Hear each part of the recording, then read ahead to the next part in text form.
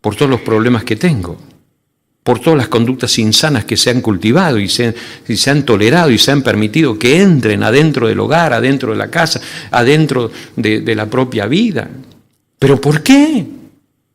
Justamente por no hacerle caso a la palabra de Dios. Por causa del Señor, dice, es por esta relación estrecha que Él nos está desafiando a tener. En 1 Pedro 4:2 dice, para que el tiempo que le queda de vida en este mundo lo viva conforme a la voluntad de Dios y no conforme a los deseos humanos. Pedro está desafiando a los creyentes, nos va a desafiar. Acá lo dicen en el capítulo 4. Ya vamos a llegar a ese versículo y lo vamos a repetir, porque eso va a pasar no sé en qué momento, pero ya vamos a llegar al capítulo 4 de Pedro, no se haga problema. Y dice, para vivir el resto de su vida terrenal no satisfaciendo sus pasiones humanas.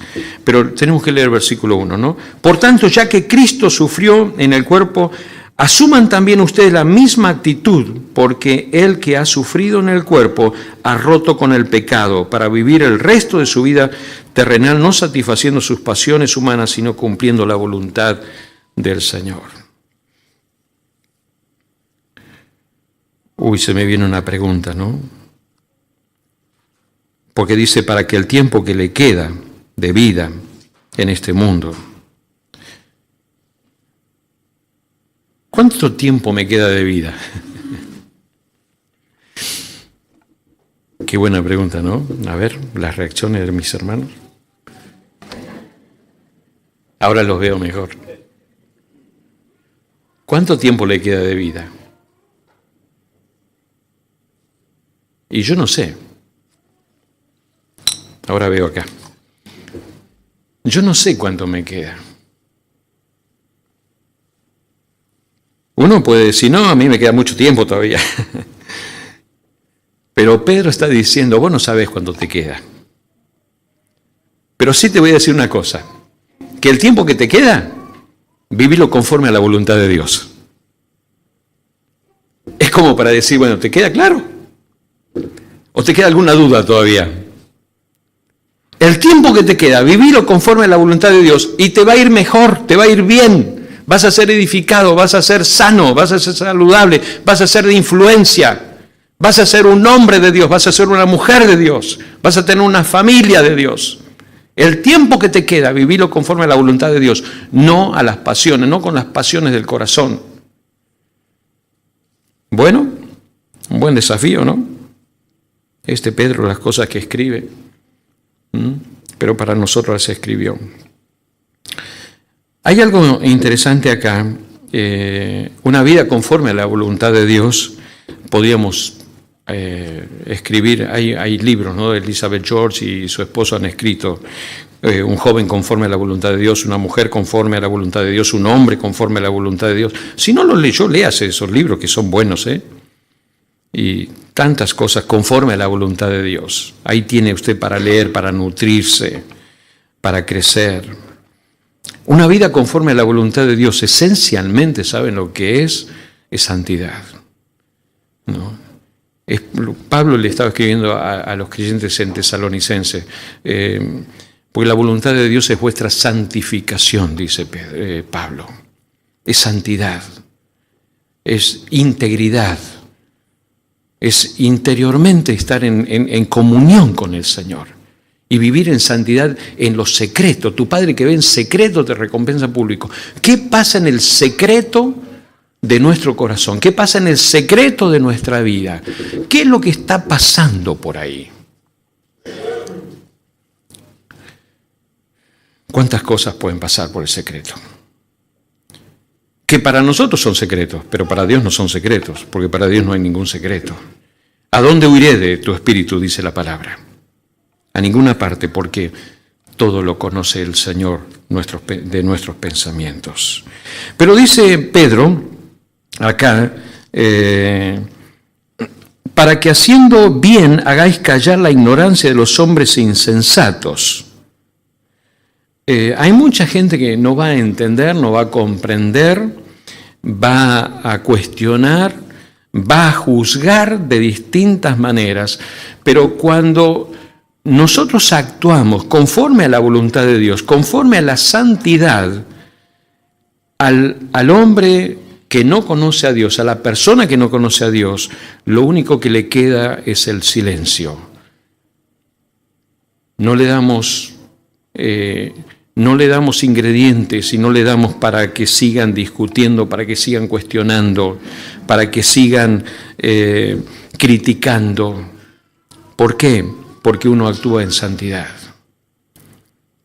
Es una pena cuando un cristiano cae, es como manantial, dice Proverbio, ¿no? Es como agua turbia y manantial corrompido el creyente que cae delante del incrédulo. No puede un creyente que confiesa a Jesucristo caer delante de un incrédulo con palabrotas, con groserías, con acciones mal tomadas, con una conducta desacertada totalmente. No puede. Porque justamente Pedro está diciendo acá, hagáis callar la ignorancia. ¿Cómo voy a hacer callar la ignorancia? Yo la puedo callar la ignorancia o alimentar la ignorancia. La puedo alimentar con mis propias actitudes erróneas y pegándome como la gente y hablando como la gente y haciendo las cosas como hace el mundo a nuestro alrededor. Pero nosotros no somos ciudadanos de este mundo, ya lo dijimos anteriormente. Recuerda, cuando Pedro estaba hablando, ustedes no son de este mundo, son peregrinos. Soy un peregrino, tengo otra constitución, otras leyes, son las leyes que vienen de Dios. Nuestra ciudadanía está en los cielos, dice Pablo, ¿no? Pero dice Pedro también acá, en el versículo 16, como libres, pero no como los que tienen la libertad como pretexto para hacer lo malo, sino como siervos de Dios. Nosotros tenemos que actuar como libres, pero tenemos que entender qué dice esto, ¿no? ¿Libres de qué? No libre para hacer lo que quiera y decir lo que quiera. Yo no soy libre para decir lo que quiero. Digo, no, yo digo, hablo y uno habla. No soy libre para decir lo que quiero. Es bien claro. Jesucristo dijo, conocerás la verdad y la verdad te hará libre, ¿no? La única verdad, la única libertad que existe en el ser humano es la libertad que está bajo una autoridad. No hay libertad sino bajo autoridad. La autoridad de Jesucristo. Y únicamente voy a experimentar, vivir, disfrutar y gozar y expresarme con libertad cuando manifieste mi autoridad. Y mi autoridad es Jesucristo. Por eso Pedro estaba diciendo, sométanse a toda autoridad.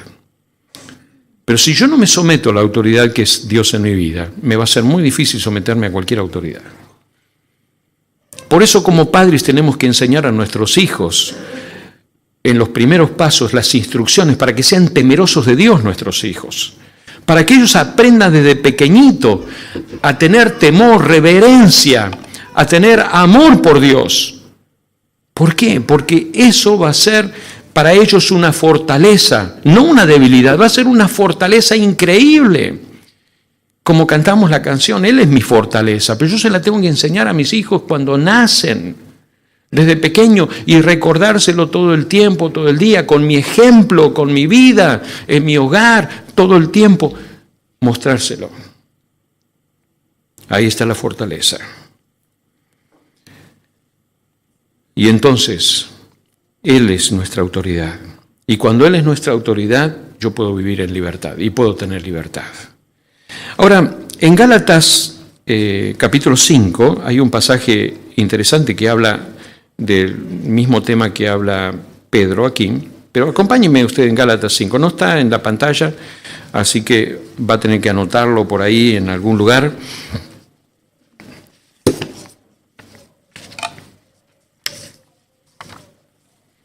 En Gálatas 5, verso 13, dice, porque vosotros, hermanos, a libertad fuisteis llamados, solamente que no uséis la libertad como ocasión para la carne, sino servíos por amor los unos a los otros, ¿no? Eso decía el apóstol Pablo. Y Pedro dice aquí, verso 16, como libres, pero no como los que tienen la libertad como pretexto para hacer lo malo, sino como siervos de Dios. Podemos decir, estaban los dos de acuerdo, ¿no? Pedro y Pablo aquí en esta expresión. Pero quiero mencionar algunas cosas interesantes de Gálatas 5, verso 13, hablando acerca de la libertad. Nosotros fuimos llamados a ser libres bajo la autoridad de Jesucristo, libres del poder del pecado, libres de la tiranía del pecado. Gracias a Jesucristo, el hombre encuentra verdadera libertad. Y gracias a la fe que podemos apropiarnos de esta libertad y vivir en libertad. Ahora nosotros fuimos llamados a vivir en esta libertad. Y es necesario que nosotros podamos vivir y experimentar esta libertad en Cristo, esta libertad de la culpa, como lo dice acá. A libertad fuiste llamados, ¿no? Lo dice Pablo. En segundo lugar, lo que está diciendo aquí, somos libres, pero no para satisfacernos a nosotros mismos, solamente que no usé la libertad para ocasión para la carne, dice Pablo. No somos libres para satisfacernos a nosotros mismos y decir, bueno, ahora yo tengo la salvación, yo tengo a Cristo, ahora yo puedo hacer lo que quiera, ¿no? Acá hay un mensaje muy fuerte, porque el mundo en que vivimos nosotros nos dice, ocupate de ti mismo, vos tenés que hacer lo tuyo, vos tenés derechos. Y hablamos, hoy se escucha muchísimo, uno pone la radio, la televisión, derecho, derecho, derecho. No, la mujer tiene derecho a su cuerpo, se está diciendo. Muchos derechos, los derechos de los niños, y yo digo, está bien, todo el mundo tiene derecho. Pero también todo el mundo tiene obligación. Y también todo derecho termina donde comienza el derecho del otro. Porque no tengo un derecho que no tiene límite, no tiene fin. Mi derecho termina donde comienza el derecho del otro, ¿no? Ahora, justamente, Pablo también está diciendo, solo no uséis la libertad como ocasión para la carne. O sea, sos libre, tenés derechos, pero no lo uses para la carne. No lo uses. ¿Qué quiere decir? No lo uses para pensar en vos mismo solamente. El mundo que nos rodea dice, toma tiempo para vos, pensá en vos, dale con vos, nada más. La motivación es exaltar el egoísmo. Y yo veo que nuestra sociedad cada vez se está convirtiendo más egoísta. Más egoísta. Hay un egoísmo profundo.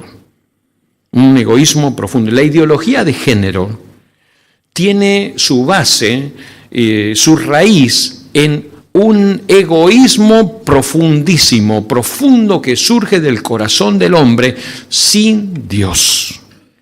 La ideología de género que sustenta todos estos pensamientos actuales o modernos tiene su raíz en ese pensamiento yo. Y yo, y yo. Egoísta, profundamente egoísta. Sin duda que el diablo, Satanás, se está alimentando. La Biblia dice, el Dios de este siglo cegó el entendimiento de los incrédulos para que no les resplandezca la luz del Evangelio. Y él está alimentando constantemente el egoísmo en el corazón del hombre. Tenemos que resistirnos. ¿Cómo? Tomando la palabra de Dios, sosteniendo los principios, los valores, afirmándolos, no cediendo ante las presiones que van a venir, de ninguna manera, y aún influyendo en otros. Como Dios le dijo a Jeremías, conviértanse en ellos a ti y no te conviertas tú a ellos. Muy claro, muy claro. ¿Qué parte no se entiende de esa? Cuando Dios le dice a Jeremías estaba en un momento de crisis y Dios estaba entendiendo qué es lo que le estaba pasando a Jeremías. Y antes que Jeremías pise el palito, le dice, Jeremías, conviértanse en ellos, a ti, y no tú a ellos. Dios está diciendo eso a nosotros en este tiempo. A libertad fuiste llamados, no la uses para la carne. esa libertad, ¿para qué la tengo que usar? Y lo dice bien claro acá Pablo en Gálatas 5, sino servíos por amor los unos a los otros. Somos libres ¿qué? Para servir. La mayor motivación que existe es el servicio, es el amor, Dice, sino servíos por amor los unos a los otros. ¿Eres libre? Sí que eres libre. Eres libre bajo una autoridad, no para hacer lo que quieras, no para fomentar tu egoísmo, sino eres libre para servir. ¿Estás sirviendo? ¿Estás sirviendo? ¿Cómo es tu servicio al Señor? El Señor Jesús le dijo a sus discípulos, si yo, el Señor y Maestro, les he lavado los pies, también ustedes deben lavarse los pies unos a otros, porque les he puesto ejemplo para que lo mismo que yo he hecho con ustedes, también ustedes hagan, ¿no? A eso se lo está diciendo Pedro a los creyentes. Hay un ejemplo, Pablo, lo está diciendo acá, ¿no? Cuando habla del servirse por amor los unos a los otros. Bien, vamos a nuestro pasaje entonces aquí en Pedro, en el versículo 17 y el versículo 16. Como libres, pero no como los que tienen la libertad como pretexto para hacer lo malo, sino como siervos de Dios. Hemos sido llamados a ser siervos de nuestro Dios. En tercer lugar, lo que Pedro está hablando ahora es en la relación con otros. Esta relación con Dios que transforma nuestra vida se va a transformar se va a ver en la relación con otras personas. En primer lugar, dice acá, honrad a todos, amad a los hermanos, temed a Dios, honrad al rey, ¿no? Honrando a todos. Y yo puse aquí honrando a los padres. En primer lugar, la relación está transformada por Dios, debe ser una honra a los padres. Es vergonzoso ver niños que no honran a sus padres, como lo dije antes, porque no fueron enseñados. La responsabilidad y la culpa no es de los niños, sino de los padres que no le enseñaron. Enseñe, padre, a sus hijos a honrarle. Y sus hijos van a disfrutar la vida y usted va a descansar. Hágalo y le va a ir bien. En Éxodo 20:12 dice, honrarás a tu padre y a tu madre para que tu vida se alegre en la tierra que yo, el Señor, tu Dios, te doy. Mire lo que dice. Honrarás a tu padre y a tu madre para que tu vida se alargue en la tierra que yo, el Señor, tu Dios, te doy. La vida se alarga. Hay una bendición en la vida. Pero también hay honra a los padres. Levíticos 19:32 dice, levántate delante de las canas, muestra respeto ante los ancianos, muestra temor ante tu Dios. Yo soy el Señor. Honra, como Pedro decía a los creyentes, honrad a todos. Pero para honrar a las personas hay que honrar a los padres primero. Hay jóvenes que faltan el respeto a los adultos, faltan el respeto a los maestros, faltan el respeto a la autoridad, faltan el respeto en el barrio, faltan el respeto a los vecinos, faltan el respeto. ¿Por qué? Ay, este hijo que me tocó. No, que le tocó. ¿Qué usted hizo? No le tocó, usted lo hizo así. Ay, ¿fui yo? ¿No es hijo suyo? Ese es su hijo. ¿Se da cuenta? Dice Pedro acá, honrad a todos. Enseña a su hijo a honrar. Y usted va a descansar. Y le va a ir bien. Hágalo porque la palabra de Dios lo dice acá. Ahora, todo comienza por causa del Señor. Si por causa del Señor usted no toma la palabra de Dios en serio, bueno, usted va a cosechar lo que está sembrando. Honren a todos. En segundo lugar, amad a los hermanos, dice Pedro, ¿no? Amad a los hermanos. En Romanos 12:10 dice, amémonos unos a otros con amor fraternal, respetemos y mostremos deferencia hacia los demás. Amen a los hermanos. Filipenses 2:3 dice, no hagan nada por contienda o por vanagloria, al contrario, háganlo con humildad y considerando cada uno a los demás como superiores a sí mismo. El ejemplo es el Señor, otra vez. Amad a los hermanos. En tercer lugar, dice, temed a Dios. Son estas expresiones cortitas que puso Pedro acá a los creyentes, teman a Dios, sean hombres y mujeres temerosos de Dios. Y uno dice, ¿qué es temer a Dios? Uno piensa que es miedo. En Proverbios 8:13 aparece ahí, dice esto, ¿no? El temor del Señor es aborrecer el mal. Yo aborrezco la soberbia y la arrogancia, el mal camino y la boca perversa. El temor al Señor es aborrecer el mal. Ser un hombre, una mujer temerosa de Dios, es una mujer que camina en santidad, vive en santidad y no tolera lo que Dios no tolera. Temerosos de Dios. Temer de Dios, temor de Dios. Y el temor de Dios viene justamente por leer la palabra de Dios, por tener un corazón que busca al Señor. En 2 Corintios 7:1 también dice, amados míos, puesto que tenemos tales promesas, limpiémonos de toda contaminación de carne y del espíritu, y perfeccionémonos en la santidad y en el temor de Dios. Interesante, en la Reina Valera contemporánea dice esto, ¿no? Perfeccionémonos en la santidad y en el temor de Dios. Hoy día se habla mucho de perfeccionamiento, ¿no? Perfeccionamiento docente, profesional, perfeccionamiento aquí y allá. Bueno, mire, Dios también tiene su perfeccionamiento. ¿Y qué dice? Perfecciónate, ¿en dónde? En la santidad. ¿Dónde más? En el temor de Dios. Usted quiere ser mejor, por eso usted se perfecciona, ¿no? Si uno se perfecciona para adquirir más conocimiento, desempeñarse mejor, en algunos casos para tener un mejor cargo, un mejor puesto y después un mejor sueldo. Por eso viene el perfeccionamiento, definitiva. Dios no le va a dar mejor cargo, Dios no le va a dar mejor sueldo, Dios no le va a dar nada de eso. Pero Dios le dice, perfeccionate. Porque Dios te va a dar mucho más. Dios te dice, perfeccionate. ¿En qué? En la santidad. ¿Y en qué más?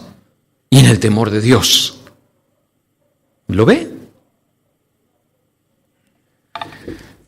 Bueno, después se van a anotar para el curso. ¿Cuándo se dará un curso de perfeccionamiento en la santidad y en el temor de Dios? ¿Sabe cuándo? Cuando Dios trabaja con usted en su vida, cuando usted está en una crisis. Y todos nosotros pasamos crisis y pasamos momentos difíciles. En ese momento de crisis, en ese momento difícil, se pone en evidencia dónde está su fe, dónde está su confianza, dónde está parado usted, dónde está posicionado usted. Y ahí, en esa escuela, esa es la escuela que el Señor toma y que le perfecciona y que trabaja con usted. Permítale a Dios que en ese momento de crisis, de dolor, Dios lo perfeccione en la santidad y en el temor de Dios. ¿Qué escuela que busca Dios, eh? ¿Qué escuela? Pero es la escuela que más resultados le da a Dios y que más resultados nos da a nosotros. Porque es el momento en que nosotros estamos abiertos a recibir de parte de Dios todo lo que Él tenga. Y Él que nos ama, nos quiere ver mejor, nos quiere ver caminar en santidad, en honor delante de Él, trabaja en nuestras vidas. Bien lo dice Pedro, ¿no? Bien lo dice aquí Pedro. Temed a Dios, honrad al Rey, honrad al Rey. ¿Dónde comienza todo? Por causa del Señor. A Dios he puesto delante de mí, no temeré. En esta mañana yo quiero que usted haga, no un pacto, pues no vamos a hacer ningún pacto, ninguna cosa de esas, pero que usted tome un compromiso y usted le diga al Señor, Señor, yo quiero que vos estés delante de mí y que me enseñes a caminar en tu voluntad todos los días de mi vida. Señor, perfeccioname en la santidad y en el temor de Dios. Señor, perfeccioname en la santidad y en el temor de Dios. ¿Lo harás? Vamos a orar cada uno de nosotros. Y terminamos de esta manera. Señor, aquí estamos. Somos tus hijos. ¿Cuánto nos amas a cada uno de nosotros, Señor? Nos llegamos a comprender la altura de tu amor y la profundidad de tu amor. Pero gracias, oh Dios, porque nos amas.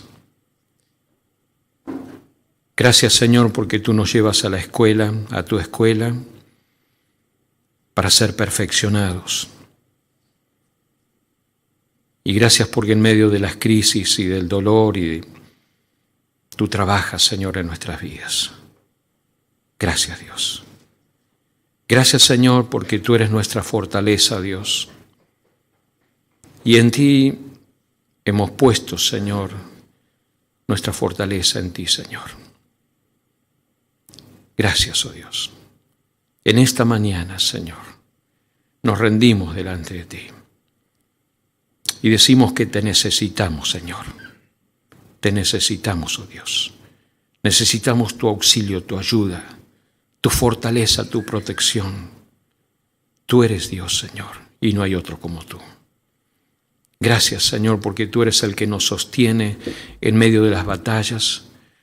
Tú eres el que nos sostiene en medio de las crisis y los problemas y en medio de las ideologías. Señor, tú eres nuestra fortaleza, tú eres el que nos sostienes. Gracias, Dios. Aquí estamos. Te necesitamos, oh Dios. Te necesitamos a ti. Gracias, Señor, por tu presencia. En el nombre de Jesús. Amén.